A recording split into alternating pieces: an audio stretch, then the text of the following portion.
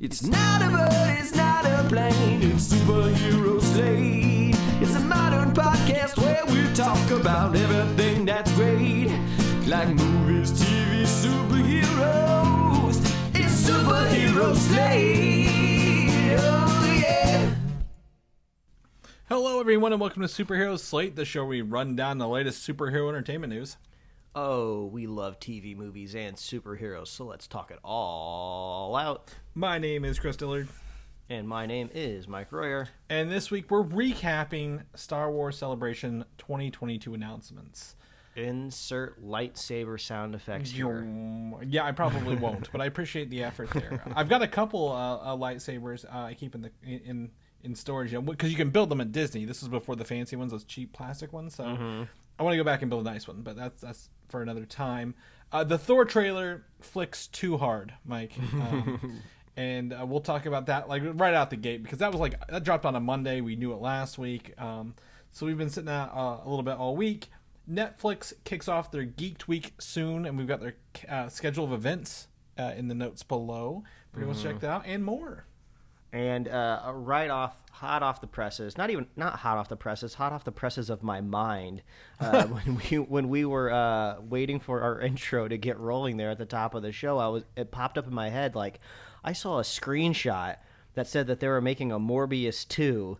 I never looked if that was real. It's or not not real. It's not real. I just looked it up. It's not real. It's not real. This all goes down to what I sent you, and I think just shakes me to my core, Mike, is that the phrase "it's Morbin time," which never appears in the Morpheus movie, Morbius movie, not Morpheus, Morbius movie, because it's a rip on the Power Rangers Morphin Time, has become this trend of a meme online that even corporations are getting into. Yeah, Morbin is now a verb.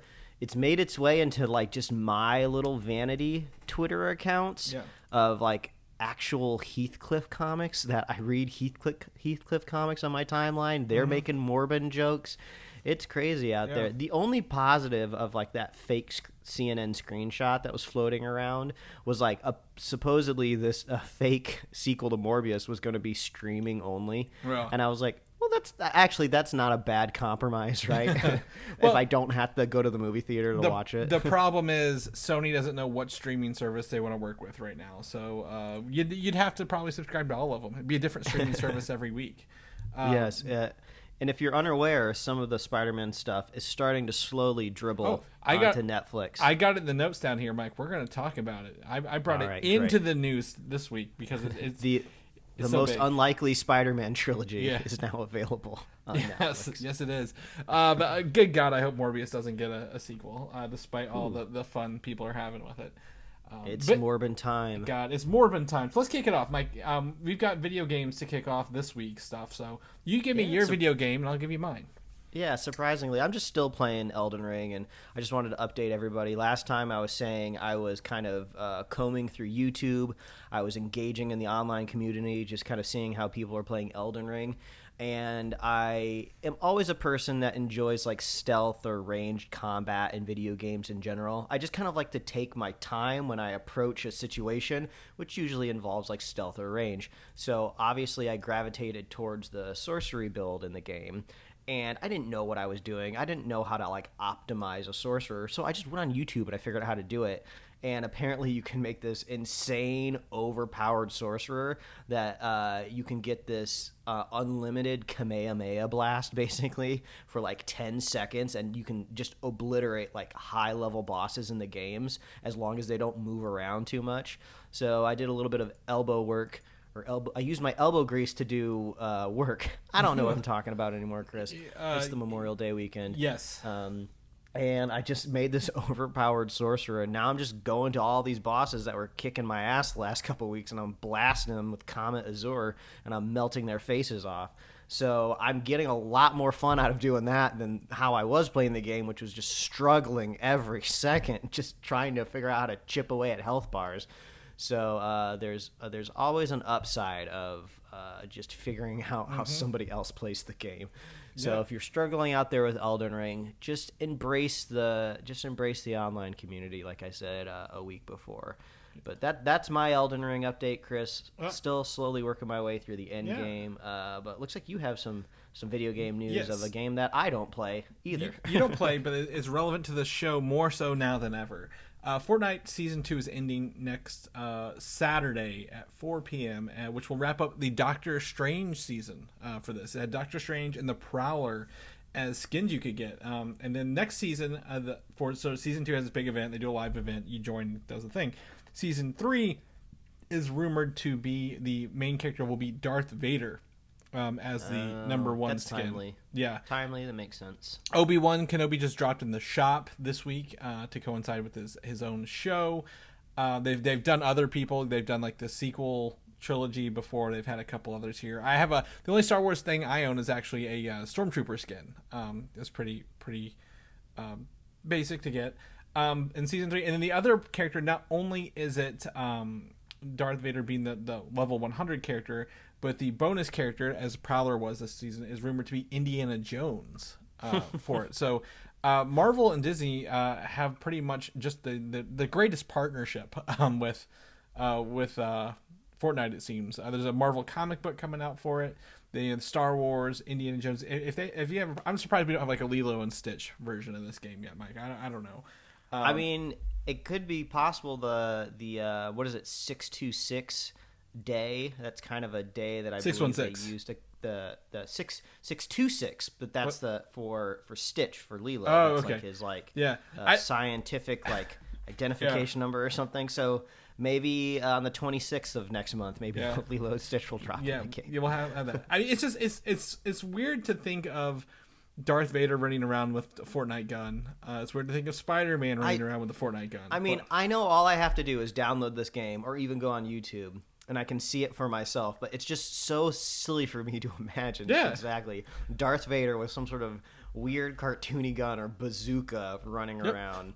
Now I could see Stitch doing that. Yeah. And if I could get a little girl Lilo running around with a rocket launcher, I don't think that would get approved, but I'd love to see it. I don't think the Disney princesses are going to make it over to Fortnite, but it is crazy to think about it. But at the same time, whenever I am playing, I never once think about it. I'm like, because you just see the back of the character, right? Like, I'm like, okay. Like, an example was I was playing, Black Panther. I'm like, yeah, I know he's probably used guns before in the comic books at some point, but I'm running around with a rocket launcher and shotguns and other ones. But it's so fun that it's just a big, massive world of like not as close as Ready Player One, but like if you want a multiverse of multiverses, Fortnite is the home of that, right? Like you have every character almost known to man put in here.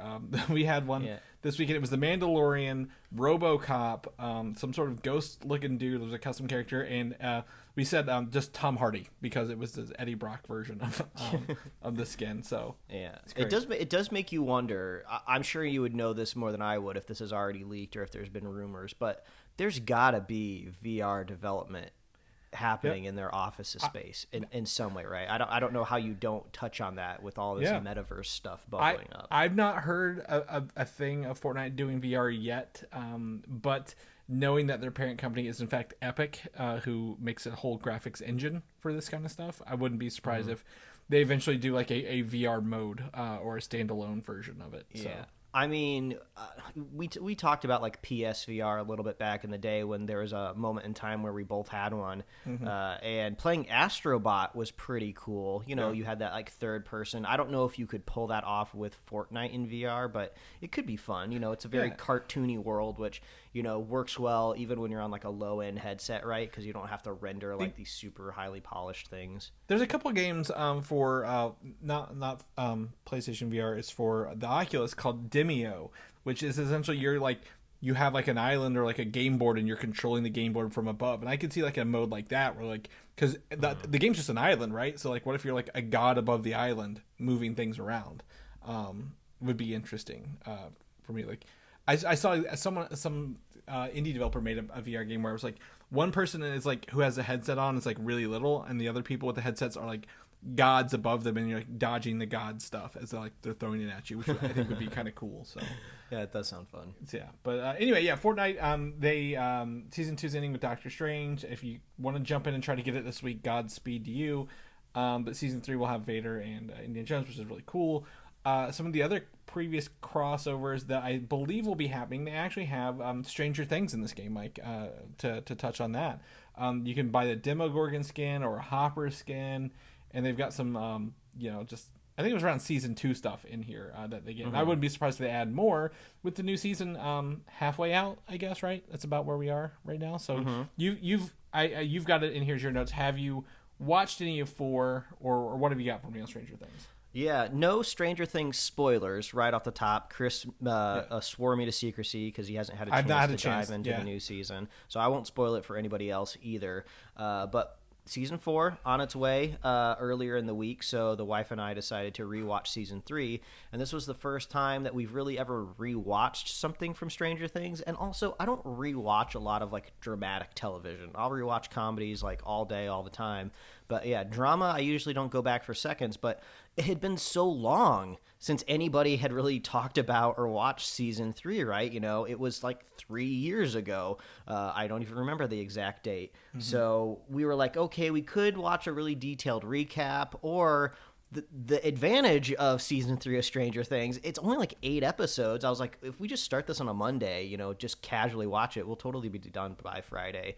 And it was a fun time rewatching it. I remember the first time we watched Season 3, I was a little less than positive on it. I still enjoyed it overall, but I was like, I just wasn't really digging it. But this second time around, I was loving every second of it. I don't know what it was. Maybe the fact that I kind of knew what the mystery was. I didn't have to stress, trying to figure out the clues and the mysteries and the teams all coming together at the end when that was happening. I just knew everything, so I was just able to enjoy the characters, the stories, the lighthearted jokes, the drama, just the filmmaking in general. And I just had a really good time. So I'm just here to say, like, these things can be appreciated with a little bit more age and retrospect, which I wasn't expecting with Stranger Things. I feel like I honestly respect the show a little bit more when maybe some people just think it's like nostalgia bait just out there, just trying to get eyeballs for Stranger Things. My question for you is, knowing that the previous season,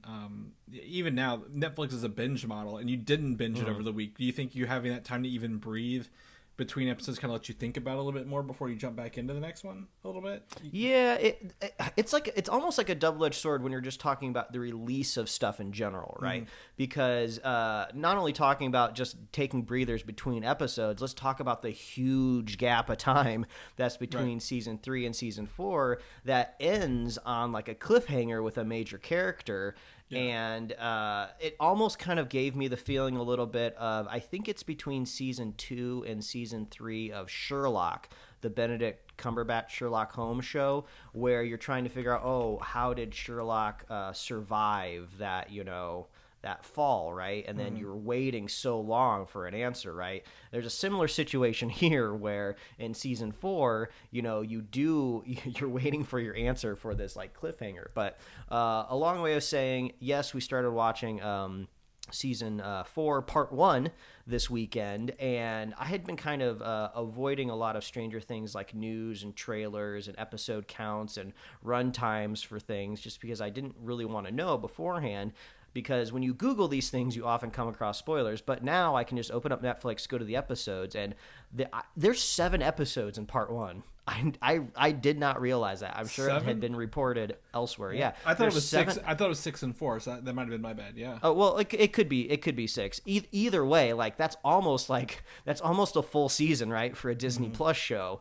And the last episode in Part 1, I know we talked about the last episode for Part 2 being like the feature length of a movie, right? The last episode in Part 1 is like an hour and 38 minutes. We haven't gotten to that episode yet, but like if you just look at the minutes in this first part of Stranger Things 4, it's like a whole season, right? So if anybody out there was upset, that the season was being split in half, like we're basically getting like 2 seasons of Stranger Things this year. Like we getting a season this month, and then the next season coming out in July, basically, is how I'm looking at it. But yeah, just a couple episodes in, we just kind of know the setup and kind of like the structure for this season going forward. If the theme of last season was supposed to be kind of like 80s action, homages, this is kind of like maybe like 80s horror. or like, spooky thriller vibes is kind of what they're angling at here. So, getting in that mindset has been pretty fun. But I'll leave my thoughts until we kind of get a chance to finish it all, Chris. And then maybe we'll come back here in a couple weeks and talk about the recap of part 1. Yeah, I definitely plan on watching it this week, but holiday weekend, graduation season, it's really kept us out of the house. And other streaming shows that premiered this week that we had to watch too. Yeah, so it even took me 2 days to watch Obi-Wan Kenobi, and I was like, well, that kind of isn't fun, but it's whatever. It happens. I mean, it's fine. There's no desire. So let's go ahead and unless you have anything else, let's jump into the news, man. Let's get on with this, because I think this was something we started texting about immediately on Monday night. Thor: Love and Thunder. I guess the first one's a teaser, very much a teaser. This one's the full trailer, and this trailer gives us a little bit more look into, maybe not the conflict, but at least the villain, Christian Bale's Gorr, right? That was the biggest question. We've seen the toys, we've seen the artwork, but we've not seen him in action. And we get to see, it looks kind of like across this trailer, an evolution of that character. But what I think is very important about this is it's got this dramatic tone to it, right? Gorr, all gods must die is his mission.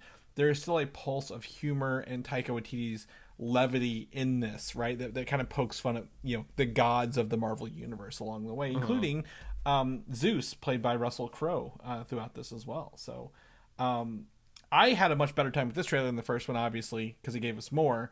But I think, to me, there's like some little Easter eggs in this that really stuck out to me along the way as well. And we all see Jane use Mjolnir in a really fun fashion. I don't know if you caught this, when she shot out the shards of the hammer to knock some of the I guess Olympian guards away. Yeah, that did happen, didn't it? Yeah, it did. It's been a week. We've almost been on this a whole week. So what's your biggest takeaway from it? I mean, it was just fun. It's just really nice to dive back into the mind of Taika Waititi. If you were watching Our Flag Means Death a couple weeks ago, or I guess maybe even like a couple months ago on HBO Max, it's just his brand of humor is very specific. But also it's very funny. So like, why wouldn't you indulge, right? The obviously the best part of the trailer, I think, is you flick too hard. It's just great. And then the fact that Taika Waititi gets to show Chris Hemsworth's butt but has to pixelate it. Like, I'm curious if that makes it into the movie. Like, is that just because this trailer has to premiere online, we can't just show his butt? But then I think they show the front side of him as well, and it was above the waist.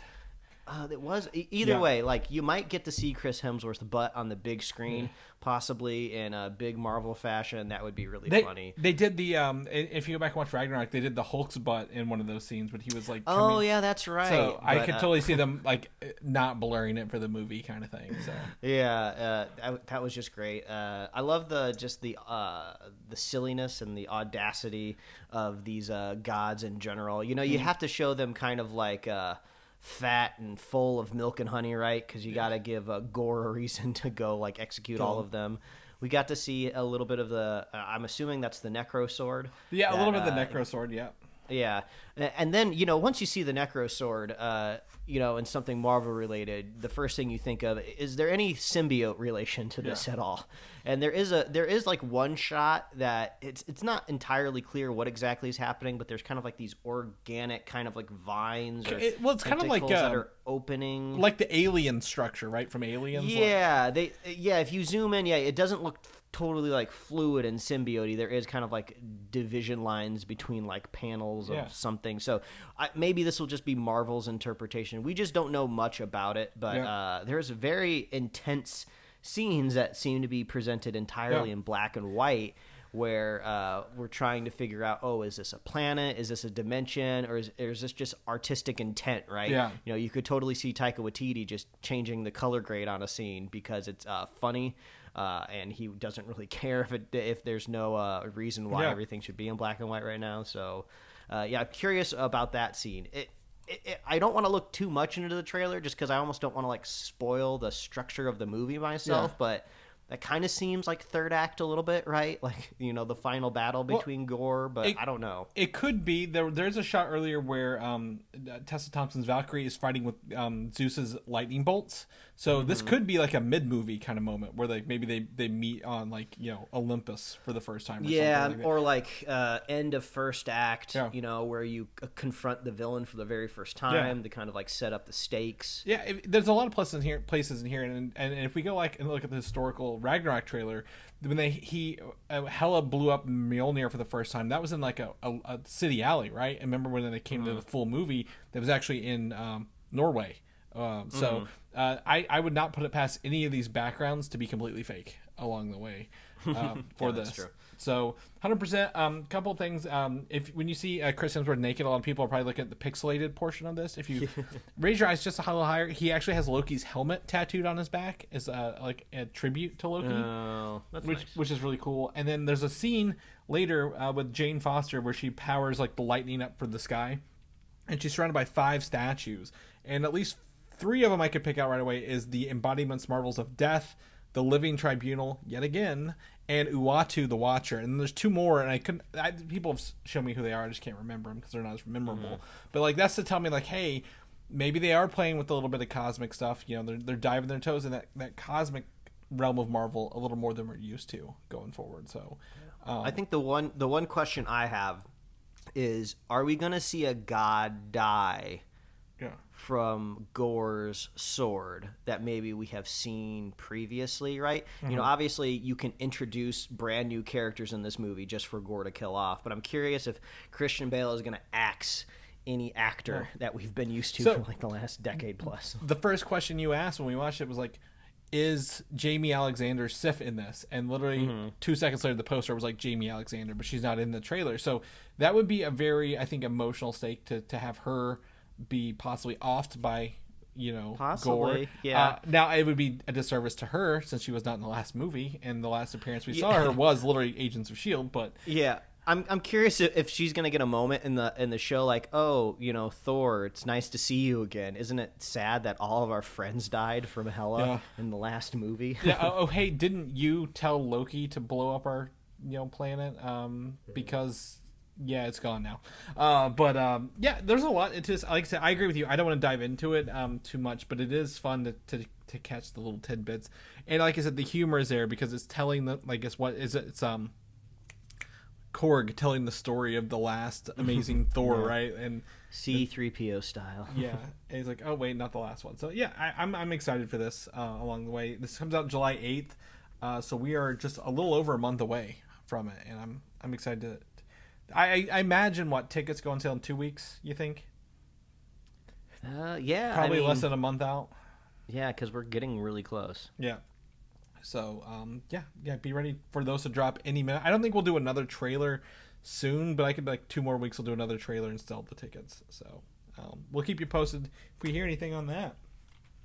Sony, the company that makes everything from TVs to PlayStations, is starting to farm out its TV adaptations of its video game properties, Mike. And what's interesting about this is literally everything that we know of. I forgot to put it in here.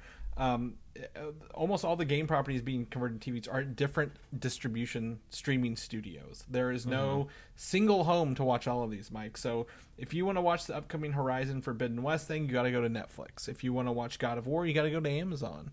If you want to watch The Last of Us, which I didn't put in here, is on HBO. And the Gran Turismo series, we don't know where this is going to live yet. That might be on the PlayStation itself. First of all, I know I'm not a car guy, right? But what is a Gran Turismo series? Like, what is it? The game is just driving cars. Is there like a very worked out story mode in that I'm not aware of? Like, that's just a car driving show and they just slap the Gran Turismo logo on it. Exactly. That is what I don't get, because it's literally a racing simulator, right?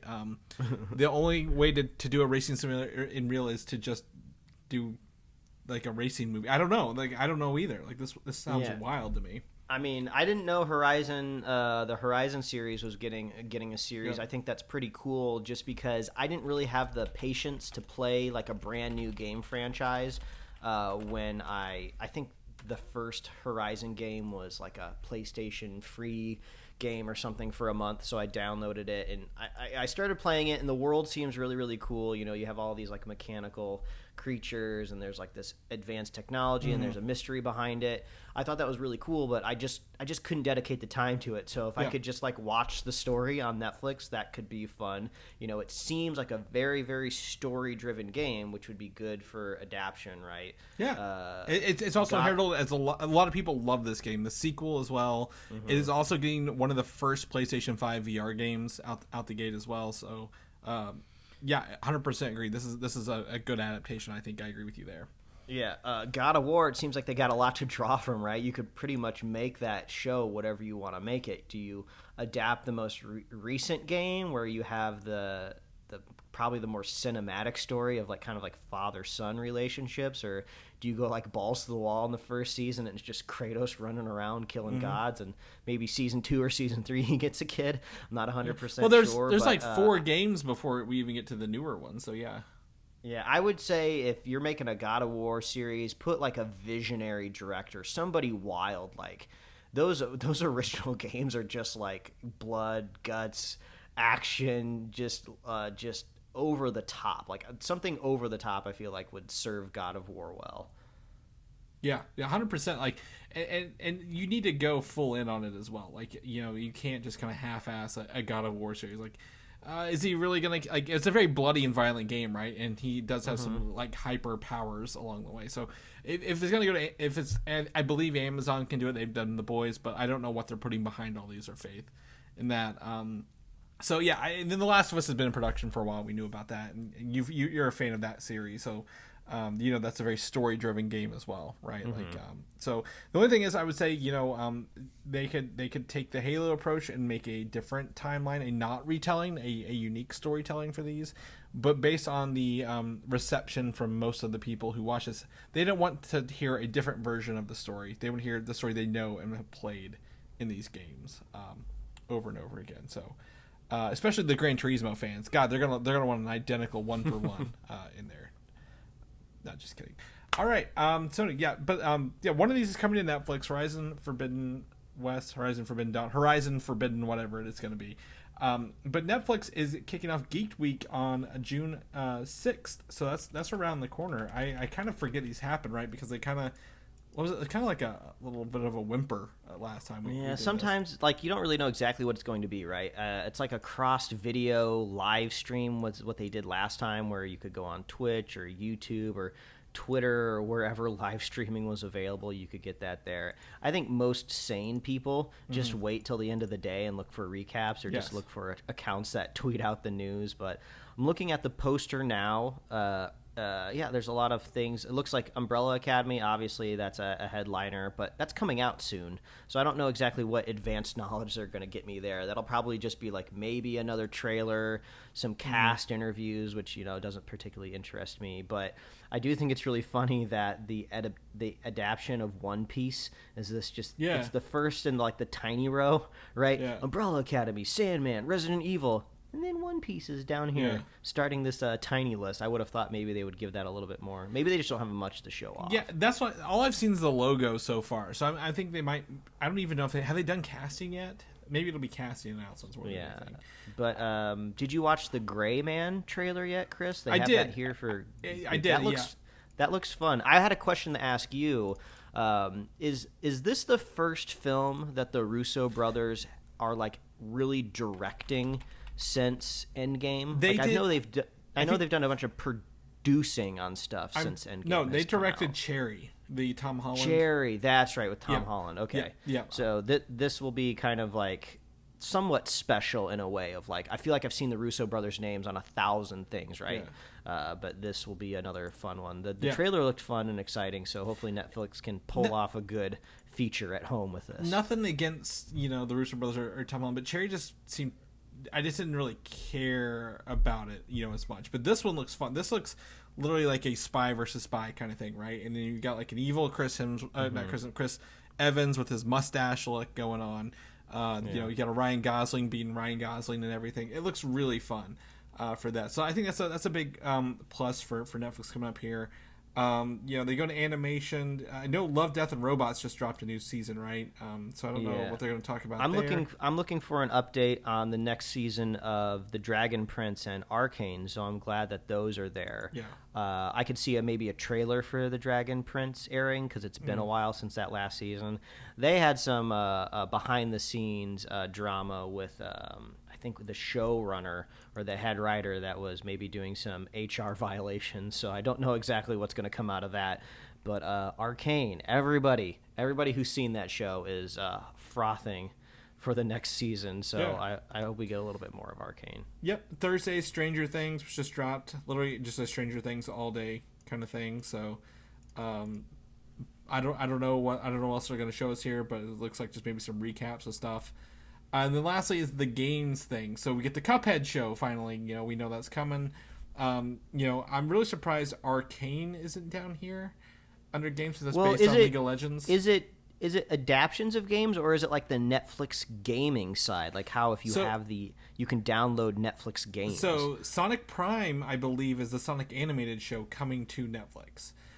Maybe it's a little bit of both. Maybe it's like a hybrid segment. Yeah, for Friday. the first three lines the first three items are shows coming to this. Now that's why I thought Arcane would be down here because Dota's Defense of the Ancients was like a League of Legends competitor in the game, but then they talk about other games coming to the Netflix app, which I've never had a chance to play them nor have I heard anything good about those, Mike. I don't know if you've heard anything different, but. No, I honestly, I don't even know how Netflix games work in general. Yeah. I thought the promise was you could just open up the Netflix app on your phone that streams video and you could just play games. But also if you go to like the App Store on iOS and you like search Netflix, there's just separate downloads for games. So the gaming strategy from a technical point of view is not clear from me, right? I don't play a lot of games on my phone, so they're gonna need to like make it a little bit clearer for me if they want me in that ecosystem. So the problem with that is actually Apple, because if you have an app full of other games, each one of those games have to be ranked and have a separate standalone app, anyways, which is weird as hell to be that. That's why like we don't have like what is it the streaming app, like Microsoft doesn't have like their gaming app, Nvidia. What are those like? Was it Amazon one? Called that nobody plays Luna. It's not Luna, is it? The game Luna. streaming. Oh, you're talking about Stadia and Luna. Yeah, Stadia. There it is. Yeah. So those are why those don't exist on iPhones. So it's just a bad user experience overall. But Geek Week seems to be pretty okay, I guess. I mean, I think we'll maybe have like 5 or 6 bullet points at the end of this that we'll cover here in the week after for that. The other part of this is, Mikey, you pointed this out. Some Spider-Man properties are streaming on Netflix now. Some of them. Yes. The best Spider-Man trilogy of all time. Yes. The Amazing Spider-Man starring Andrew Garfield. Yes. Lego Marvel Spider-Man Vexed by Venom. Yep. And Lego Marvel Superheroes Maximum Overload. I don't know what that is, but it's another Lego. So it's just funny seeing these three things. I imagine it's just like as streaming contracts slowly expire, they roll over back onto Netflix. So this is where you put up or shut up, people. If you really, really want more Andrew Garfield Spider-Man universe, you watch that movie over and over, nonstop, get it to like trend on Netflix for weeks in a row, and then maybe you'll get Sony approaching Netflix to make something with Andrew Garfield. The stupidest thing about this interface, Mike, is because it says we don't have Spider-Man, but these are similar. The first one is literally Amazing Spider-Man. I'm like, you do have Spider-Man. You just don't get it. Yeah, and I will admit, the Andrew Garfield as Spider-Man is entertaining to watch, but Mark Webb making those movies is not. So as long as you don't bring Mark Webb back, I don't know. Honestly, the streaming and entertainment landscape is so bizarre. I would not be shocked if in a year, like Netflix announces something with Andrew Garfield as Peter Parker. Yeah. We'll just be rolling on the floor. Yeah, it wouldn't be surprised either. On the flip side, if you want to watch the original Spider-Man trilogy, Mike, from Sam Raimi, those are going to Peacock in June. So I don't know these deals. How did it get to Peacock before Netflix? We'll always perplex me, but just download the Just Watch app Yeah. for your phone, and then you can just find where all this stuff exactly. And I think the other thing is, though, Spider-Man hasn't been on anything in a long time, I think is the other part of this one. Is why this made the news. Because, like, I think right now if you go look and stream, you can't stream it right now. You have to buy it. Because I believe, and you would know this as well, when movies hit theaters, they pull them, or anything related to that movie. When Spider-Man No Way Home hit theaters, they pulled all the Spider-Man stuff from streaming, so you have to purchase them to watch them, because they know the demand's going to be there. So right now, you can head over to the Microsoft Store and buy 2002 Spider-Man for $27.99, according to Just Watch. That is steep. Yes, it is, for a 22-year-old or 20-year-old movie at this point. But yeah, so Spider-Man, they're going to be everywhere and nowhere all at the same time for that. I sent you over some photos earlier this week, Mike, but I have a video actually to show you of the Blue Beetle costume. They are filming this movie right now, and apparently they're doing it out on the street where anyone can be taking photos, and we get to see kind of the costume in action here a little bit. And you brought up a good point. Don't they just normally just CG this stuff?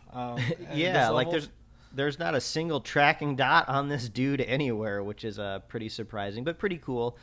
This was the first time me seeing the video, and you can tell there's already a post-production people ready to go, because there's like a loose like Beetle arm like flapping on his shoulder, like when he's getting out of the car. I'm not saying that's not abnormal. That probably happens all the time with superhero costumes on set. So I think we knew that it was going to be a mixture of probably CG and the costume in general. But it is cool to see him in a costume. I mean, we saw that with Robert Downey Jr. in the first Iron Man movie, and then as the series progressively went on, he wore less and less and less of the costume. Yeah. Going to like the very last time you see him, and he's just wearing like a zip-up jacket that you could probably buy at Disneyland, and then the nanobots like slide onto him, and then he's just a CG character. So Blue Beetle's pretty cool. I liked him in Young Justice. I like this actor from Cobra Kai. I think that'll be good synergy for Warner Brothers there. And I like the Beetle look. You can see like the backpack a little bit more in the video, and it looks very Beetle-esque. So I'm down. I'm pretty sure he'll also have more kind of like remember the Spider-Man arms that come out of his backpack on the new one. I think he has some of those moves as well when you see this. So very, very cool to go practical with this. Suit and they're filming it, so this isn't something that we can't. This isn't a Madam Web situation, or what was it, Silver and Black, where they back out like the week of filming with nothing rolling. So they're rolling on this. They're doing it, Mike. This is gonna happen before we know it. So I think he was a really cool character in Injustice, the Injustice games. He's got a really cool power set. There's I just saw that there's a shot here from the Just Jared website that almost always has these telephoto lens shots, right? Where there's this one shot where it's him standing without the helmet on, and there's like a blue and yellow umbrella guy standing, and he's just like holding the front page of the script, like just out in front of him, so you can kind of see the Blue Beetle logo a little bit on there. That's just funny. Like, why is he just? It feels like he's posing, right? Like, like what is he doing? Is this just for the telephoto lens guy off in the distance? Like, oh, in case you didn't know what you're photographing, here's the front page of the script. I'm impressed. This kid just took his helmet off, and his hair still looks great. Yeah, he's got good hair, man. Yeah, like somehow he just whips his helmet off, and it still looks good. So. Blue Beetle coming out, alien life form, kind of like a symbiote, but it gives him Iron Man style powers. So. This will be. I think it's going to theaters, right? It was originally HBO Max, but I think it'll be. He should have like a live narrator in his head too, if I remember right. Yeah, like talks so it'll to be him kind of thing? It'll be a little bit kind of like Moon Knight and Venom too. So it's culminations of a lot of things that have we've seen before. Yes, and they're finally putting them to reveal. So yep. So big news there. So let's jump into Star Wars Celebration, Mike. This is the back half of this. This is the meat of the show. You've had your appetizer. You did not fill up on bread, hopefully. No. And if you did, you're going to make room for this. Trust us. Star Wars Celebration is going on in Anaheim, California. So not far from you at all. We've got friends who are there. They're not giving me anything that I can't find online, but it's really cool to hear that experience and people enjoy the Star Wars stuff. So we're going to go through the news and reveals, and we're going to start with really the only Star Wars movie to have anything announced here. And this is Taika Waititi's Star Wars film, and they are shooting to hit theaters with this in late 2023. However, nothing is locked in yet. That is way sooner than I thought it would be. Wow. Uh-huh. So he's rolling off of Thor: Love and Thunder, and he's going right in, like there's no way he has any breathing time to make a flippin' Star Wars movie like next year. That's crazy.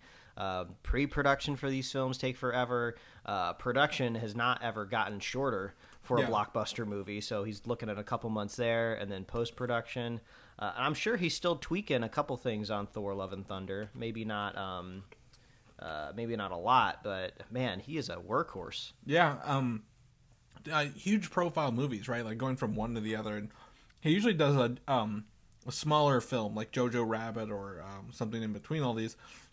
So it's I guess his smaller film was Our Flag Means Death. That was for him. Yeah. So that he might do another season of that in between this, but like Star Wars is known for, despite the newer Mandalorian shows, using practical effects and stuff right along the way. So I'm going to be interested to see kind of where this takes place in Star Wars. What's it have to do with, and why is Taika involved with this? What humorous tones does it have about it? Like, right? Is it like it can't be a serious film?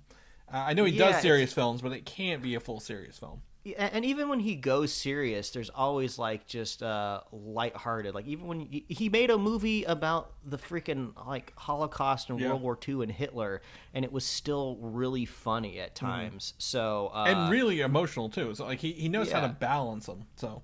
Yeah, and he has every opportunity to change and grow if he so wishes. If in 20 years he wants to make a movie that wins Best Picture and really tug at heartstrings, feel free to go ahead. But as of right now, he seems to be making stuff that I love to watch and love to laugh. So I think the levity is welcomed in the Star Wars universe, at least from my point of view. Yeah, and Star Wars has always been funny, right? Like it's always been there.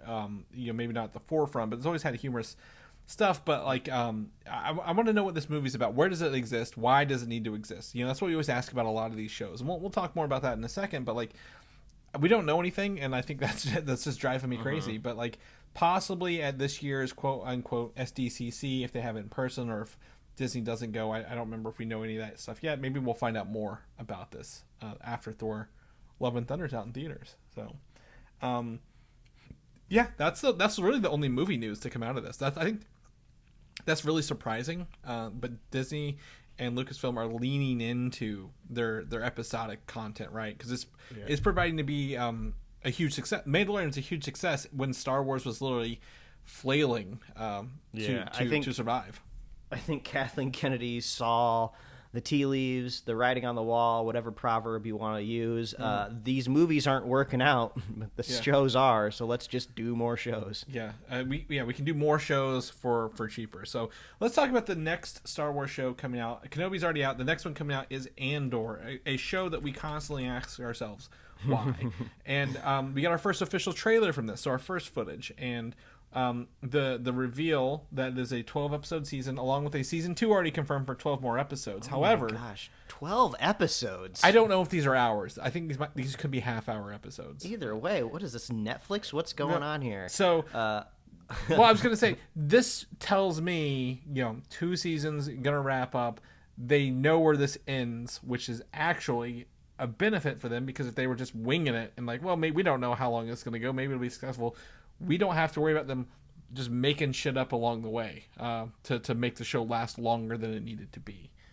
Maybe. I'll eat my words a little bit. This official trailer here is actually kind of cool. It gives me Rogue One vibes, not surprising, right? And I think one of the things I like the most about Rogue One, if I want to totally contradict myself, talking about levity in the Star Wars universe with Taika Waititi, I really liked Rogue One because it was the only time I've ever watched Star Wars where I felt like the word war ever really came to the forefront, right? Yeah. Like I felt like I could sympathize with people, and not just totally like jump the story over to a Jedi and his magical powers. So it looks cool. Total big props, because I think in the trailer I only see like a glimpse of what might be a desert planet for like 1 second for a couple of frames. And if I went back, I don't even think it's entirely desert. I think it's just a location that looks a little desolate. So I saw lots of greenery, lots of trees. I'm down for that. It looks cool because we always praise the technology of the volume, but we know that a lot of this one was shot, kind of more of a practically exterior. Yeah. I'm sure there's some shots in a volume, just because they have it, why not use it? So it does have a different vibe when I'm watching it. So yeah, I'll eat my words a little bit. I'm a little bit more excited, but like it's really hard to avoid like the prequelitis on this one, right? I know exactly what happens to Andor. I know how this ends. Well, so I think here's something I will push back on you. We have like 2 shots of Cassian Andor in this whole trailer. So I would say we know what happens to him, but I think we're going to see a lot more than we expect of people and situations in the Star Wars universe that we don't know happen to them, right? Like this is what you do. You pivot the show because it's called Andor. You introduce like a brother or a sister, or I don't know, even a mom or a dad, and you just make the show about them, so you can just continue the story, and we don't have to know who blows up on a planet, Yeah, exactly. Yeah, exactly. And it could be like Cassian, or he talked to these people, but it's interesting that this feels like you said, this is the Star Wars have always been about like kind of, for better or worse, the political aspects of the war, right? Like the one person who's going to turn the war is always prophecies and magic items, and this is another situation where this is very grounded. This is the Mandalorian style stuff where everything's happening on a simple plane, like and everyone's involved, like from the street urchins to some of these Imperial officers walking through here, and there's no, to me it didn't seem like any Force users whatsoever at all. Yeah, I mean, I know this is just a trailer, and we haven't really dove into the show just yet. And we'll talk about Obi-Wan and spoilers at the end of the show. But, man, it is like getting whiplash trying to mentally drop yourself into a Star Wars timeline now. Because a lot of these shows, the world is predicated on, is the Empire in power? Did they just fall from power? Is there a Death Star out there? Is there not a Death Star out there?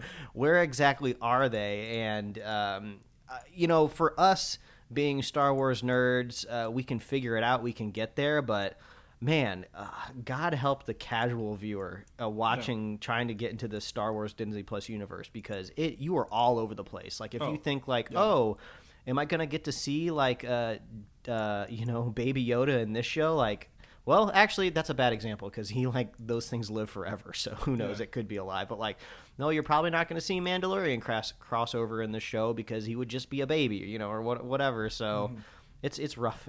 It's rough. Yeah, that's all I have to say. I don't know if it's a problem they can solve either. Well, I think they shot themselves in the foot by making the sequel trilogy literally have the same villains they don't have the Empire, they have the First Order, which are identical, right? Like there's no, you don't know the difference between a New Order, a First Order versus a Republic person. But if you can always tell the prequels, because it's like, hey, it's the galactic thing, right? Like, they can do era where there are no stormtroopers and there's a lot more Jedi. But like this with Andor, I agree with you. I will eat my words. We don't know the why of this show yet, right? We don't have that, why this needs to exist. But it at least is like, hey, we're not following Cassian Andor the entire time from this trailer. And that makes me feel better about it than just like, hey, we're following him, whatever he's doing for the week for 2 seasons. So they've already got this done. They're going to do a season 2. I'm pretty sure they have a lot of the sets remaining.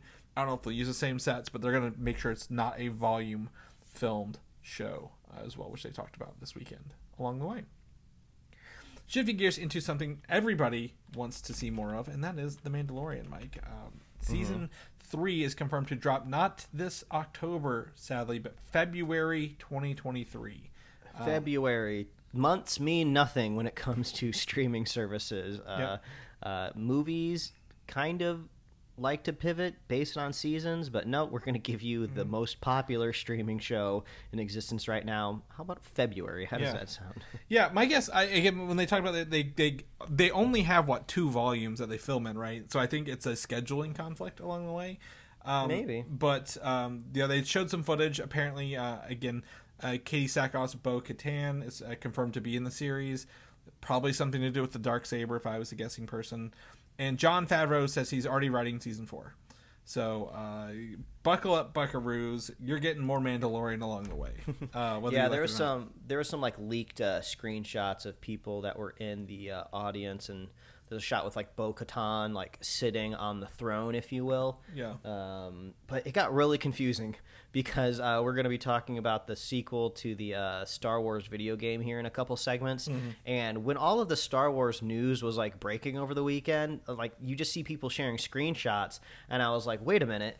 Is the kid from the Star Wars video game going to be in one of these shows? Because we're just seeing all this side-by-side stuff. So it's a good thing you're here listening to the podcast right now to clear up all of this stuff that I'm too dumb to follow. Yes, they didn't officially release any footage, sadly, so all you can get are the leaks.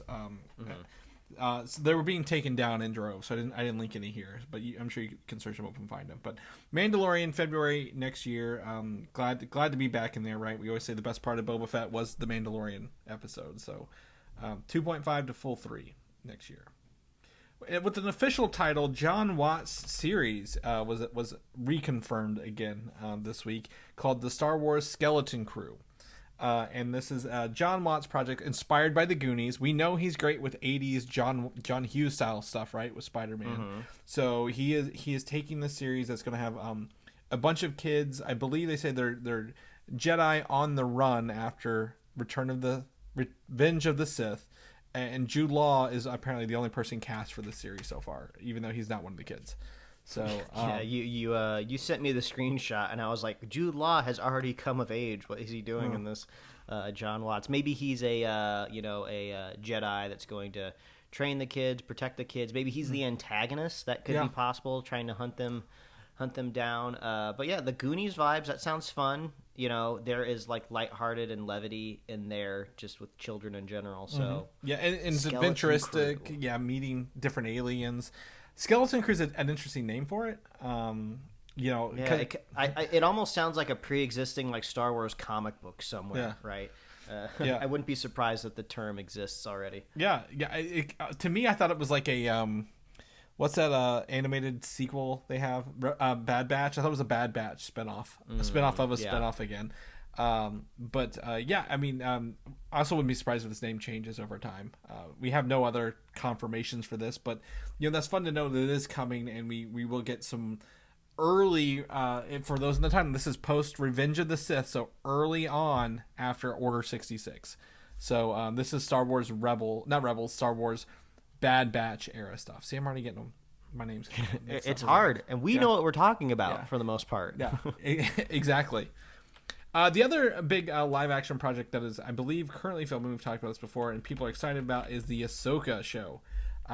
And they confirmed that characters from Star Wars Rebels, including Sabine Wren, Harrison Dula, Ezra Bridger, will appear in this live action series.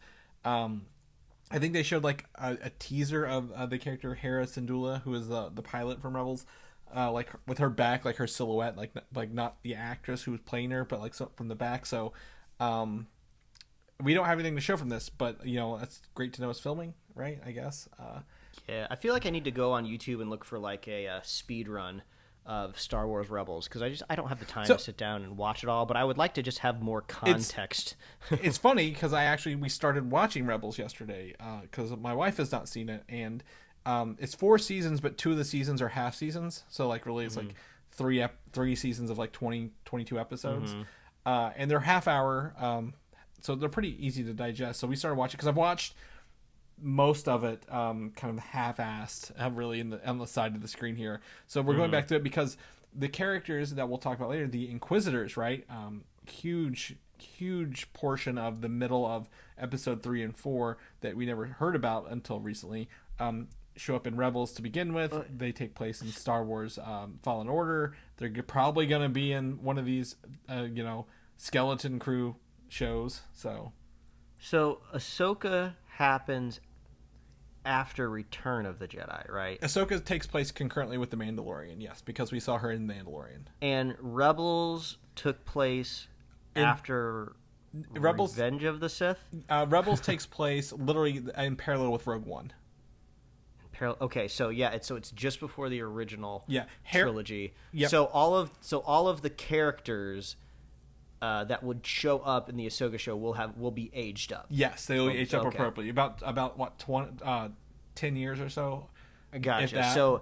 So if somebody is to be watching Rebels and a character dies in Rebels, they will not be in the Ahsoka show because of the timeline. Yeah, or maybe they could, and we'll talk There's more always- about that. We'll there's talk always- more about that at the end of this. So There's always back to tanks, right? yeah, you can't. If you're Darth Maul somehow lived because of his popularity, right? You can't kill them all. Palpatine came back after 40 years or whatever. God, don't say his Yeah, name.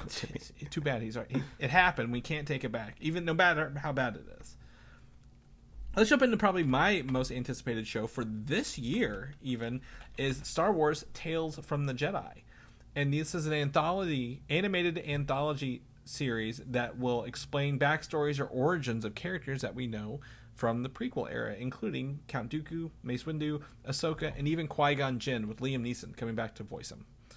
Yeah, that's crazy. I weirdly just saw a tweet that a quote from Filoni that he's very excited for this. But he said, I guess he told the audience at Star Wars Celebration, if you don't like it, just put it away and put it on a shelf and ignore it or something like that. So maybe he's gotten a little bit of feedback from the Star Wars Visions, which I'm sure he didn't have a hand in directly making of any of those, but I'm sure he's like a producer in some aspect. I don't know.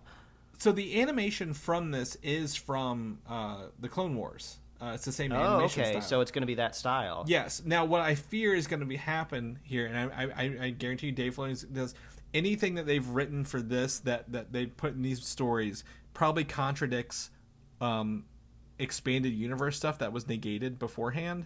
And that's where your pushback is going to be. Oh, okay. So he's talking about the super nerds out there. Yeah, the people who listen to that. So I'm going to send you this photo's kind of been going around, a photo of the Ahsoka short they shared, showing like Ahsoka as a child and her family and where she came from before she was put into this stuff. Okay, I see. I also saw, and I can't find it again because, like I said, they're taking this stuff down pretty quickly. There is a side-by-side of Dooku as a young Jedi versus the old version, and it's almost like a de-aged version of his animated self from the Clone Wars. I think I saw like Yaddle is supposed to be in this. I would not be surprised. Which is the if you're not familiar, it's like the counterpart of Yoda in those Jedi Council scenes in the prequels. I think it's supposed to be like Yaddle versus Mace Windu or something, which sounds like absolutely wild. Yeah, it could be. I found the Dooku one, so it's a younger Dooku versus his older Sith self. So they're pulling some of the stuff out. It's going to be fun. Like you said, this isn't anything you have to take seriously, like the anthology stuff, but it is going to be really cool to see. I just kept thinking this was kind of like season 2 of Star Wars Visions. Yeah. So I'm excited that this is kind of more in the Filoni-verse. Yes, yep, 100%, and it looks cool. And that is coming out this fall, 2022 on Disney Plus. So we don't have to wait very long for this, Mike, which is great because I figured some of the stuff was like 2024 announcements along the way. In a show that's probably going to rile up some of the angry online neckbeards, Mike, they're making a kids show of Star Wars, an animated kids show called The Young Jedi Adventures. How dare they?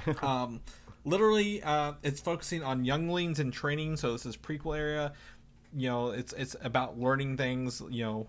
Courage and self-esteem, all this other fun stuff. Edutainment, really. Probably not for us, but I'm glad they're making some stuff for kids. Yeah, look at it this way: kids' television drives a lot of growth. Also, merchandise sales and toys. Yep. So if you're particularly angry about this, I don't know why you would be. Think of it as like an ROI on investment. Disney Plus makes a couple kids shows, rake in a couple truckloads of cash, and they can make you the next season of like Mandalorian or whatever. Exactly, and that's the thing with Star Wars. Star Wars has everything, right? There's men characters, women characters, kids, old characters, things of different species. Even this is a fantastic universe to dive their toes into, also, and easy money. This also isn't even new. They already do this. There's already like kids stuff for Star Wars. I mean, like what was the animated show where it was supposed to be like the pilots? It wasn't Visionaries. Poe Dameron was like training or something like that. Yeah, like they had that. That's basically a kid show. They also had like the Empowered, like the women series, the animated Women of Star Wars series. It's great. This is fantastic. I think it's not for us, and we acknowledge that, but it could still be really fun. They could eventually have something that's really cool. Or if you've got kids and you want to get them into Star Wars, here's an easy in. You don't have to show them the actual war part of Star Wars along the way. It's the gateway drug from Disney Plus. That's right. I did stroll through a Walmart the other day and looked at their toy section to see if they had any lightsabers. Only one lightsaber on the shelf, Mike, that are making right now. You gotta up those numbers. Either they're super popular, or maybe it's supply chain issues. Yeah. They're all in a freighter somewhere in the middle of the ocean. We need a resurgence of those cheap lightsabers that telescope out. So you gotta go to the aftermarket. You gotta get those gigapixels or whatever they are. I want to get this. I'm really excited about the Star Wars land ones where you get your own crystal to put them in and it changes the color. So, very, very excited for that. All right, shifting gears. Speaking of changing lightsaber colors, no, I'm kidding. Star Wars Jedi Survivor is the upcoming announced sequel to Jedi Fallen Order, the video game, the Souls-like video game. I didn't even know what Souls were when I played this game, Mike. I remember it being very difficult, and I beat the hell out of it because I loved it. I love this game, Fallen Order, so much. And they recently got a next generation patch recently for like photo mode and ray tracing and all that other fun stuff. But this sequel trailer, very moody, very, very interesting here watching this. Just tell me who's in the back to tank. I don't know anything about these games or stories, but it looks like Sephiroth. It does is floating in a back to tank. So nobody knows who's in the back to tank at all. He's a one-armed person, because later you see someone with one arm and a red lightsaber, right? So this appears to be maybe some Sith. Some people want it to be a clone of Darth Revan from the older Knights of the Old Republic games. Some people think it's Starkiller from the what was that, Star Wars Force Unleashed games. People want it to be whoever it is. We have no idea who it is. So this game, is it supposed to be officially canonized? Is this canon? Is this in the timeline? So I feel like we're gonna see this transcend maybe at some point in time, right? Like, so much love and care is going into this, and also just the main character looks identical to the actor that exists. Like, it seems like it would be very easy to like throw that guy into a Cameron Disney Monaghan show at some. He played the Joker in the Batman in the Gotham show. And remind me of the timeline of this show. With this movie, where does this happen? So the first game is 5 years after Revenge of the Sith. This one is 5 years after that. So this takes place the same exact time Kenobi's going on right now. Okay, so maybe this character could show up in Kenobi. You mentioned that. Like, literally, we have Cameron Monaghan who looks like him. He could be in a later Kenobi episode if they wanted him to be. Yeah, that could be too. Maybe that's why I saw that side-by-side Twitter shot. Maybe that was somebody was theorizing that. Yeah. And you could always do the thing, too, where, you just, like, age up can the guy grow a beard? If you can grow a beard, you go ahead and throw him in the next season of Mandalorian, right? Yeah. But then you're kind of taking a little bit of the steam away from like the game trilogy, right? Yeah. I'm assuming it'll be a trilogy, or even a quadrilogy. They'll just keep making the games. Yeah, they're not numbering it, so it can be as many as they want, really. Yeah, I guess you can't really throw him with a beard in the Mandalorian, because then it's just kind of like it'll be one of those like Metal Gear style of prequel games. Yeah. Like, if you ever die in the game, it would be a paradox, because how could he show up in season 4 of Mandalorian? Yeah, exactly. So there's in this we see an Imperial senator. People said he looked like the Grand Inquisitor. He's not. It's just same race of characters. We get to see the red lightsaber, the one-armed person. None of the crew of the ship is in this trailer, other than Cal and his droid BD-1, which we saw the BD. So it's come from the droid in Boba Fett's BD-72. So it was a different droid model. But I really like these games. You can customize your lightsaber. You can get 2 lightsabers. You get a double-bladed lightsaber.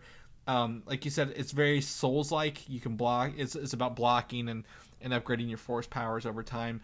You get to fight Inquisitors, which is the second sister, and I think the 9th sister as well, who were first introduced in this game. This game introduced a bunch of new concepts without playing nostalgia or playing the greatest hits from what we already learned.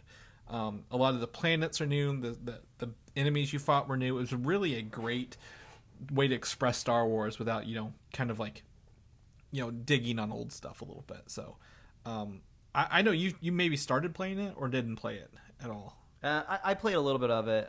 It was bad timing. Yeah. Because I started playing it right after I had finished completing Bloodborne. Yeah. Which is a FromSoft Souls game. Yep. So I'm kind of, you're going from kind of like the gold standard of that gameplay to a interpretation of it. So it just kind of threw me off. But after seeing this trailer, I was kind of thinking like, oh, I could probably just go on YouTube and just watch a compilation of the cutscenes and probably get everything out of it that I wanted to get out of it. Yeah, it's really cool.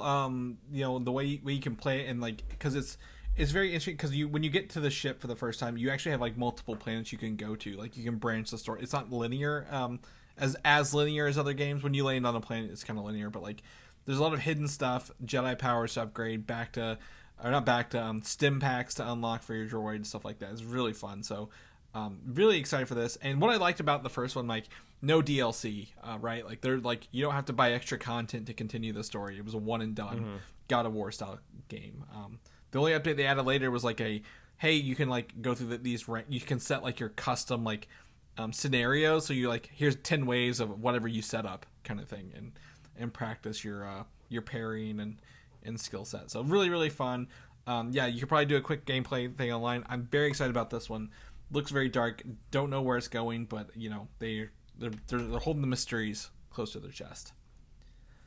We're going to step away from Star Wars. Even though it's a Star Wars celebration, this is a celebration of Lucasfilm. And Lucasfilm is known for making one other huge franchise that was important to anyone our age or older, Mike, and that is Indiana Jones.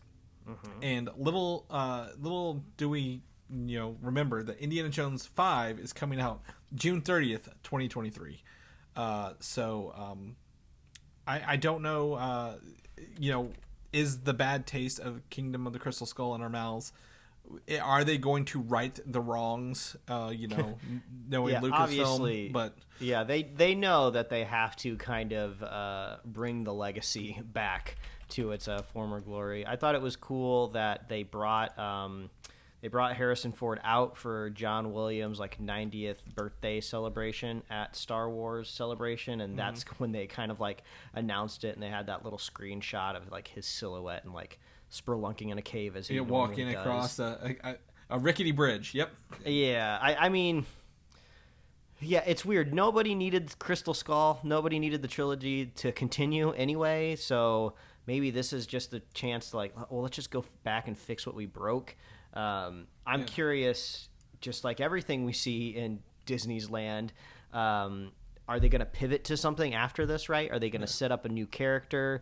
Is there going to be a Disney Plus show announced? Like, Young Indiana Jones is a series that exists, but like a new Young Younger Indiana Jones. Yeah, I mean, that could be fun, possibly, but I don't know. Like, that's the thing. Indiana Jones is so great because Harrison Ford's character, right?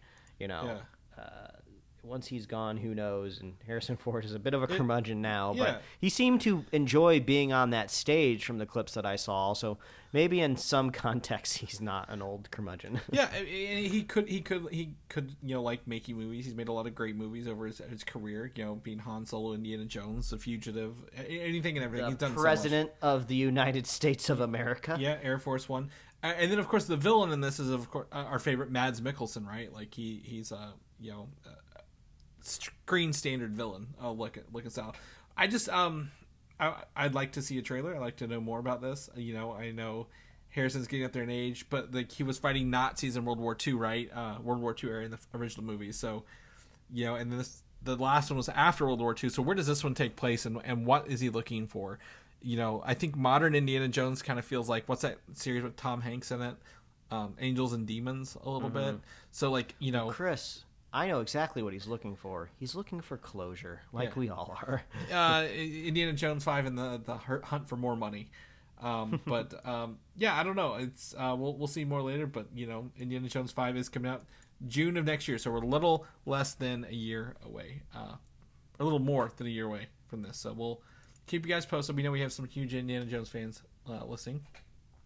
The sequel to the movie Willow, also called Willow, is got a teaser as well. Remember when we watched the funny preview of this last year with Warwick Davis going on all the cast? This looks interesting to me. I don't know Willow as well as other people, but I'd probably watch the first one and then watch this. I feel like I could follow it up pretty good. Do you have any thoughts? It was just nice seeing Warwick Davis on screen again. Yeah. He had a short-lived show called Life is Short that kind of comedically followed his life as an actor. And he was just great. He was a delight in the show, and he's great to see on screen again. Similar to you, I know nothing about Willow. I did not grow up with Willow in any aspect at all. But maybe this will get me to watch the movie. I don't know. Yeah. I have a strong feeling I'm not going to watch any of this, even if it's great. I just don't have the member berries attached to it at all. So, I mean, don't be surprised if you don't get the spoiler cast series for Willow on this podcast. Yeah, I don't either. I mean, to me, things I remember about Willow was like, they had some of the puppet effects, right? This is Labyrinth era mysticism. Warwick Davis he was Wicket in Star Wars to begin with. He's done a lot of acting over the time. So I'd be interested to, watch this and see it. Like, I like fantasy, I like sci-fi. We have a Dungeons and Dragons coming up. But thankfully this is on Disney Plus, right? Like, we don't have to go to the theaters to watch this. And Willow's a series. I apologize. This is a series, not a movie. I just realized this. So, I'll probably, catch it here or there. But like I said, it's not like I have to tune in day one to catch all these kind of things. So it'll be fun to check it out.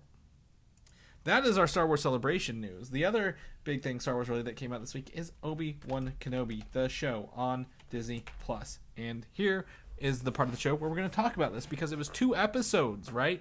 Not just 1, but 2 that came out. So we are now a third of the way through this 6-part series. We're going to talk about it. It dropped a little bit early, too, during the Hayden Christensen, Ewan McGregor panel at Star Wars Celebration. So if you were so inclined, you could have watched it a little bit earlier. But I think, like most people, I didn't watch it till Friday. Mm-hmm. Yeah, I watched one Friday and one Saturday due to everything kind of going on this weekend in our world over here.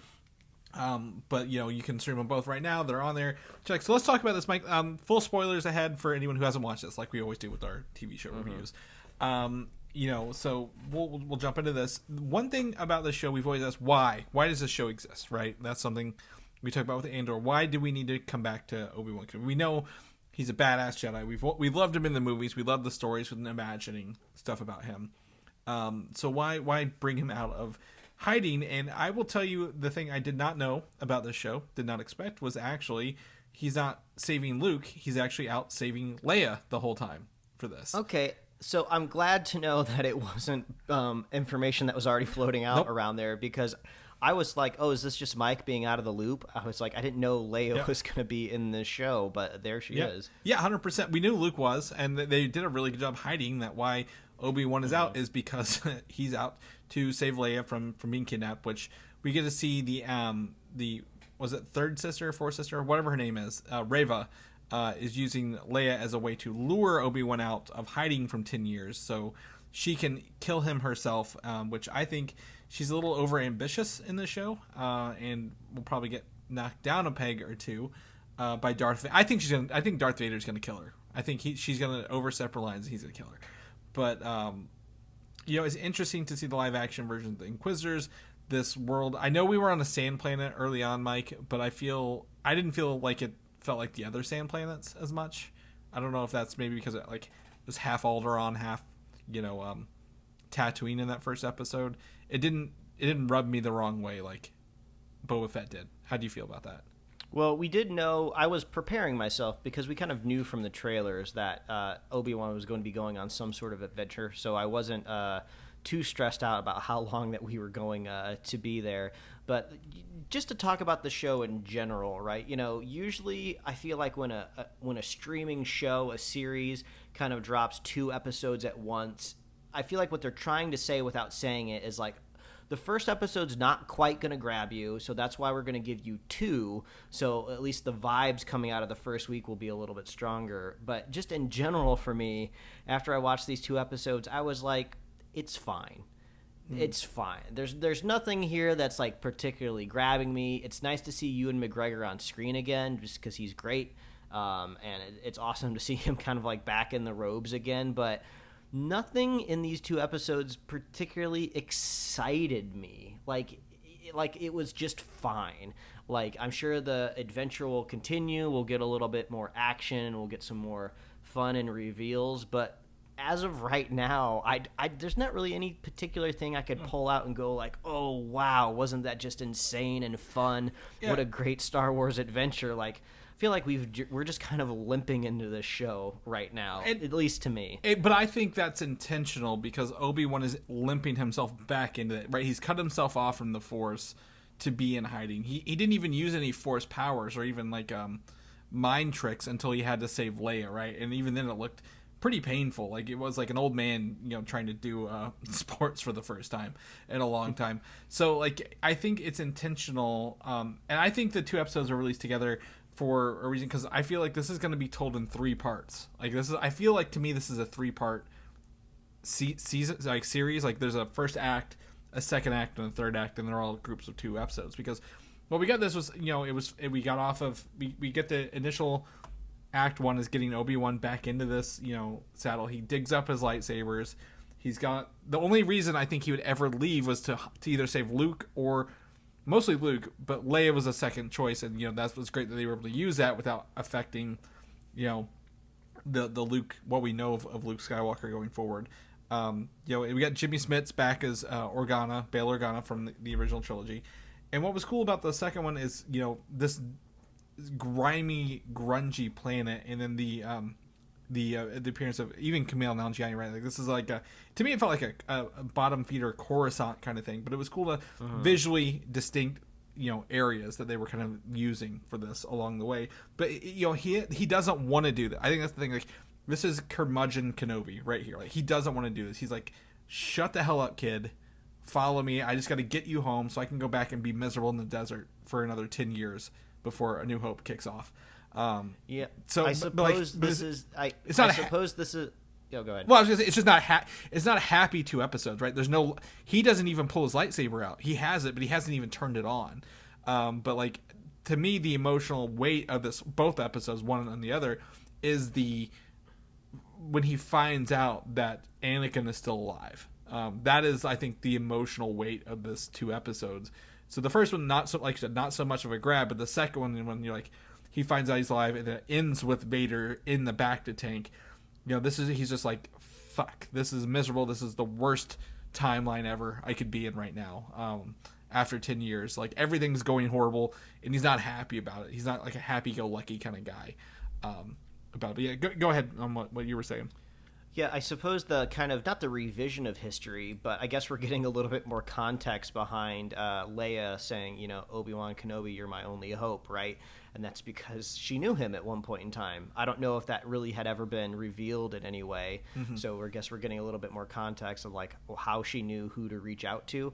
Because doesn't she say in the longer version of that message, like, does she say you've helped my father before? You served with my father in the Clone Wars. Like that's where they first mentioned that. But yeah, I mean, yeah, she may not know. Yeah. She may not mention directly, but like, you need to help us with this larger battle because of your Clone Wars service. And Chris, I don't know about you. I'm a fan of a Red Hot Chili Pepper song every once in a while. But why the hell is Flea in this show? Yeah. He's wearing like a yellow, orange, like Hawaiian style shirt. He does not feel threatening at all to me. He actually just showed up on set, and they just kept filming. They actually didn't know why he was there. Everything involving those goons, honestly, to me, felt really sloppy. Like, go back and watch the scene where they're trying to chase down Leia in the woods, and it almost seems like comical. Like, I know what they're trying to do, right? They're trying to visually tell you that Leia is more than just some little princess. She can get out there, get in the dirt, and she can, for the most part, hold up her own. But she's a little kid, so she can only do so much. So they're showing her sliding under vines and, stuff like that. But, like, the way it's shot is just nonsensical. Like, one of the goons, like, runs basically into a tree branch and can't catch up to her. And it's, like, one of those things where it's like, these adults, if they just ran flat out, they could catch her in 2 seconds. But they're like, I don't know. So some of the visual directing was just assumed they were a little weird. And I just assume they're bad mercenaries, right? Like they seem like idiots the whole time. I agree. Like, they could have done more, but I also think like maybe Reva hired cheaper people, mercenaries, because she didn't want it to be like a high profile kind of job. Because I didn't feel like their ship was very expensive either. Like they're just kind of like scraping by and being like a bad gang. I know what you're saying. I'm not disagreeing. And but I think they're supposed to play stupid people, and they did. They nailed that. And why was it so easy to capture like a princess? Like, I get it. Like, she wants to get out there and get out in the woods and run around, but like, how is there no security on this compound? So like, some of those moments kind of let me down as well. So that's why just the culmination of everything is just like, it's fine. Like, you're not gonna get me tweeting about this and get it trending on social media. And then I feel like I'm already just kind of like seeing the progression of it in my head. They're gonna keep showing us moments where Obi-Wan, where we want Obi-Wan to go full tilt, pull out all the stops, and he won't do it. And then finally, there's gonna be a moment where he gets that lightsaber out, and we're all supposed to get out of our seats and cheer. And I just feel like it's not gonna be that exciting when it happens. No. So I'm a little lukewarm on this, unfortunately, but. This just goes over broader in general for me, just like in Star Wars. Like, how much longer can we keep going back to the well of just Star Wars stuff that we already know? And I feel like we're running low on it. Out of all these announcements that we've seen a lot of stuff that hasn't been adapted before or brand new, like the Skeleton Crew, that's really not adapted on anything, even Filoni adjacent. So, that's positive. That's good.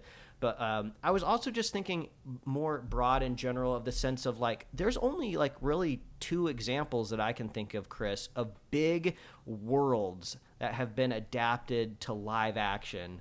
I feel like it's just Marvel and Star Wars right now, and they're both owned by like the same company.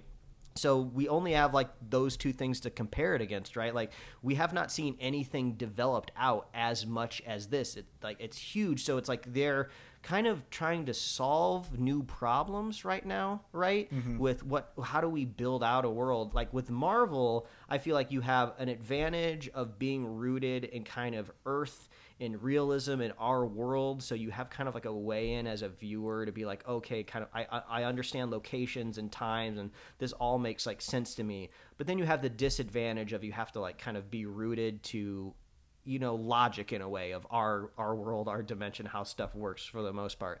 Star Wars has the advantage of having this fantastical world where they don't have to follow any of our preconceived rules, right? But like, how do you connect with any of it in any way, right? We go from planet to planet in Star Wars. We meet all of these new characters, but like, I don't know how they live their lives. I don't know what a credit or a coin or gold means to any of these people. I have like no way to relate to anything that's happening. So I feel like that is much less of a problem when you're just making like a movie here or there, right? Or a trilogy, because nobody cares. We're just here for the action. But now that you're starting to build out these bigger worlds, like these families, you're starting to tell these more like intimate stories of what was it like for Ahsoka growing up as a child, right? I think that's going to be a harder struggle than they think going forward, because I don't really connect to anybody emotionally in these series, because it's like it's just in a world that I can't really imagine in any way. So I'm going to be kind of like clocking that moving forward to see just how any of that plays out, because like we said before, nobody is really in the zone yet. Like, I can't think of any world out there on my screen that has had so many minutes of screen time, right? Except for Marvel. Can you? Like, I thought of like James Bond, but like that's not even movies. Coherent. Yeah. That's not cohesive. That doesn't connect here or there. Well, so even if it did, it's still the same number of movies as Marvel. Yeah, exactly. Shows. So, like, they're going to have unique problems coming up, and we'll see if there's ways to solve it. Star Wars has solved this problem with books, not with TV shows, right? I think that's the thing. Like, they have in their advantage that I guess, they wiped out to do the sequel trilogies, which they shouldn't have. I guess they could have for some, but like the sequel trilogies, they could have leaned on all this content, right? That people have written to make the characters believable and stuff like that. But I think, you're looking for too much out of science fiction in a sci-fi world. Like, there's fantasy and sci-fi. They're looking for too much. You can't make all of these shows nonstop for years and years and years without thinking about even the little things.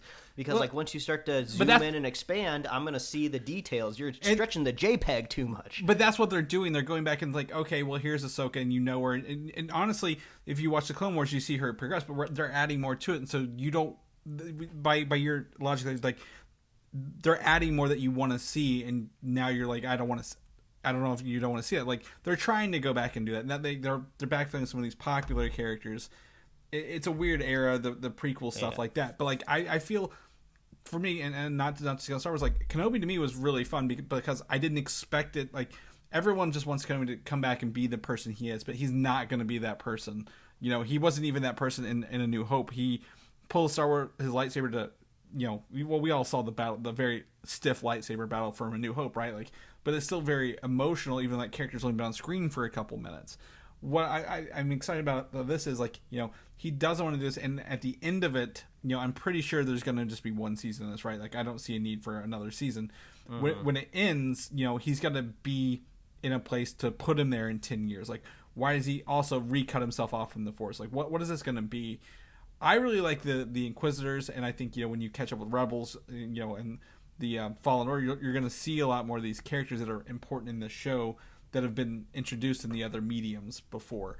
I will say, and this is what I was going to bring up, she stabs the Grand Inquisitor at the end of episode 2, right? Yeah, I wasn't expecting that. he is literally the main antagonist of Rebels, so, which takes place 5 years after this. So I'm very not saying that you can't kill Sith, you know, with one lightsaber, like, but what is going on in this universe? Like, what? That's my biggest question. Like, I want to know what this is because I'm interested, because we talk about, if you have a prequel, you know, they can't kill the character because he's already alive later. Well, they pretty much, it looked like they killed him, right? Like, I don't know what else they would have done. That's the same move that killed Qui-Gon Jinn. So, you know, is he gonna have that as he carries forward? How does this character come back to life, or what are we missing here? It's like, is the Grand Inquisitor a clone? I fucking hope not. But like, like, he is the main character in Rebels, which makes it very an intriguing character for Rebels. So like, that's why I'm like, they're doing stuff here that I didn't expect, that because now this character's going to be alive somewhere else. Now I'm interested where that's going along the way. It was interesting to see her stab him, because I kept thinking that during the first and second episode. I was like, these are just, you know, they might be like coworkers, but all of these people are essentially just evil bad guys. Yeah. Like, if you're having a problem with your boss, why don't you just kill him? It's not like you're a Jedi that has to follow like some sort of code. Just take him off the board. And she did, and I was like, all right, well, yeah, that's exactly what I was thinking. And it's interesting. You know, they always show the Sith have the orange eyes, right? And Reva doesn't have the orange eyes yet, so I'm excited to see kind of what her origin is. Is she one of those younglings from the start of episode 1 or the first episode kind of thing? It does seem like they're pivoting, because they're like, oh, you're not like us, or I don't remember exactly what the line was, but it seems like she's like a rehabbed Jedi. You know, she was a Jedi, or they found her Force sensitive and they made her evil. The other ones are rehabbed Jedis as well. They're turned Jedi. The Grand Inquisitor was actually one of the Imperial Jedi guards who you know, took Barriss Offee in the Clone Wars. But like, you know, what does that mean? What is her background, and what makes her different? Because she seems to be, the other ones are like, what, we know what we're doing, we know why we're here, we don't want to upset the boss man, because if he comes out in here, there's going to be hell to pay. But like, she's still very, very aggressive. So maybe she's younger. Is she a newer one maybe that we just don't know? I want to learn more about her background before they obviously kill her off, because we've never heard of her before. Also, it seems like she has some sort of maybe connection to Obi-Wan, because she's very, very intent on getting this guy, and I suppose it could be just to impress her boss, Lord Vader, and she knows that they have a connection. But like, it almost seems like maybe like Obi-Wan interacted with her as a child, or maybe that's why I think she was part parents? of, like, I don't know. She could have been during the Jedi Purge, and maybe he wasn't there to save her or something like that. And they I don't know. There's a lot of questions for the next 4 episodes, which we will have, you know, week over week. So yeah, I'm not saying the show can't get better. Yeah. But as of right now, I'm lukewarm. But Mike wants lightsabers. That's all he wants. Everybody knows I'm gonna be watching it on Friday. Like, I'm not gonna Willow it and not watch it at all. Yeah. So we'll tune back next week, and we'll recap episodes. Yeah. Next week will be the halfway point. They usually set stuff up, you know, in movies, the halfway point, heroes at his worst or at his best. So I mean, I'm excited to see, you know, will they be able to capture the lightsaber battles from the prequels trilogies, because that was some of the best lightsaber battles. So we'll keep that posted. All right, it is the end of the Star Wars for today. We're gonna sunset these Star Wars. We're gonna move on and enjoy our Memorial Day weekend. Mike, if people know what you're up to, what you're doing, where can they find you at, sir? Oh, they can find me, as always, at Mike Royer Design on Instagram, Twitter, and TikTok. And you can read my webcomics at pickledcomics.com. Chris, people want to catch up with you, see how those hard Mountain Dews are treating you, because I know you got a case of those ready to try. Man. Where can they find you? I got a case of the Dew, if you know what I mean. Find me on Twitter, Valdan, VALDAN, or Instagram, Valdan87. Or you can come back every week and listen to this show, because we're going to redo this every week. If people know more about the show, they can listen to our episodes. I believe we don't have any reviews coming up till Thor, right? I don't think there's anything coming up on the agenda. Where can they find all our good episodes at? Well, if you would like to visit the Superhero Slate Moisture Farm, you can find us at superheroslate.com. That's the best place to find all the avenues we host our show and to get our awesome show notes. So we talked about a lot of reveals and stuff. So we got a lot of blue links here for our show notes that you can go check out. You can find us on Apple Podcasts, Spotify, YouTube, wherever else you love to listen to fine podcasts. Like us on Facebook, follow us on Twitter and Instagram. Get merch at superheroslate.com/store. We love hearing from you. Reach out. What did you think of the Obi-Wan premiere? Are you in the Stranger Things universe? What was your favorite It's a great week to be a nerd. Yes. What was your favorite Star Wars Celebration announcement? We want to know. Did the Andor trailer change your mind like it did for me? I was surprised, just as surprised as you are. If you want to be a super fan of this show, all you have to do is share the show with a friend, share the show with a buddy, and we will be here every week, folks. And I hope you had a great holiday weekend here if you're here in the States. Yes. And that's it from me. Awesome. Well, we will catch everybody next week. Bye. Thanks for listening, and don't forget to subscribe.